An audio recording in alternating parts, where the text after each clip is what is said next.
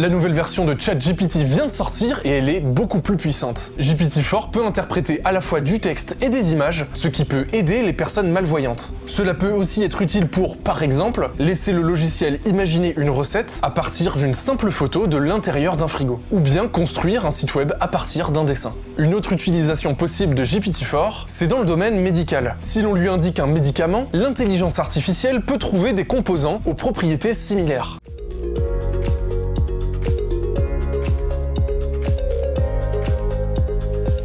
Bonjour les net investisseurs, bienvenue pour ce nouveau JDNI. Aujourd'hui, nous allons parler intelligence artificielle et plus précisément de ChatGPT. Le journal des net investisseurs, c'est 2 fois par semaine, le mardi et le jeudi. Je décrypte une actualité avec vous et nous faisons le rapprochement avec vos problématiques de placement.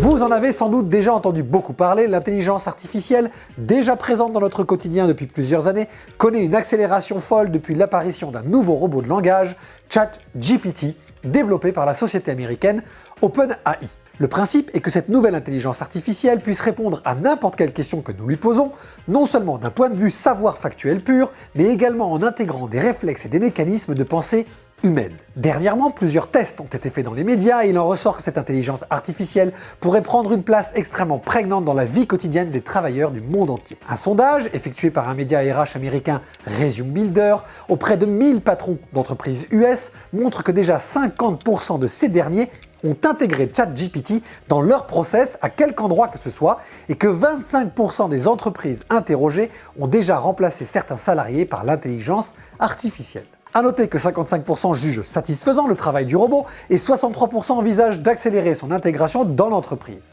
ce qui implique un risque d'augmentation des licenciements. Nous nous posons déjà la question des métiers qui vont être touchés. Il semblerait en priorité que les métiers du traitement de données, de correction de rédaction ou de vérification de chiffres sont ceux qui sont les plus facilement remplaçables actuellement par cet outil. Mais cela pourrait-il s'élargir et changer complètement notre approche de l'employabilité humaine? Bill Gates, le fondateur de Microsoft, ayant déjà investi plusieurs milliards dans l'entreprise OpenAI, parle d'une révolution à la hauteur de l'invention des microprocesseurs, d'Internet ou du smartphone.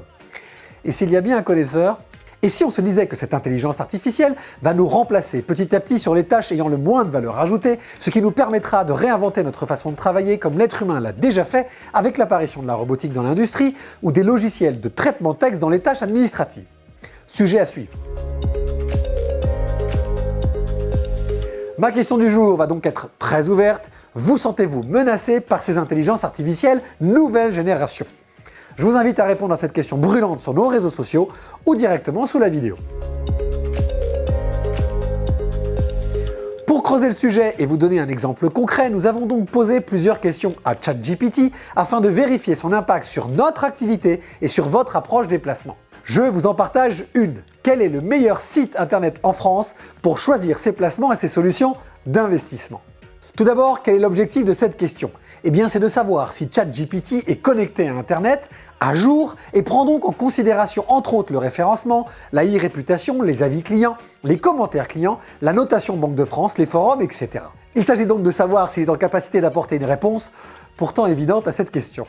Voici la réponse de ChatGPT. Il n'y a pas de site internet qui soit considéré comme le meilleur pour choisir ses placements et solutions d'investissement en France. Cependant, vous pouvez consulter les sites web des institutions financières reconnues, telles que l'Autorité des marchés financiers, l'AMF, la Banque de France et la Caisse des dépôts, pour obtenir des informations fiables et objectives sur les différentes options d'investissement disponibles. Il est également possible de consulter des sites web comparateurs d'investissement, tels que Les Échos Bourse, meilleurbanque.fr et Boursorama, pour obtenir des comparaisons et des informations détaillées sur les différentes options d'investissement. Notez cependant que ces sites ne remplacent pas un conseil financier personnalisé, il est donc toujours préférable de consulter un conseiller financier qualifié pour obtenir des conseils adaptés à votre situation personnelle.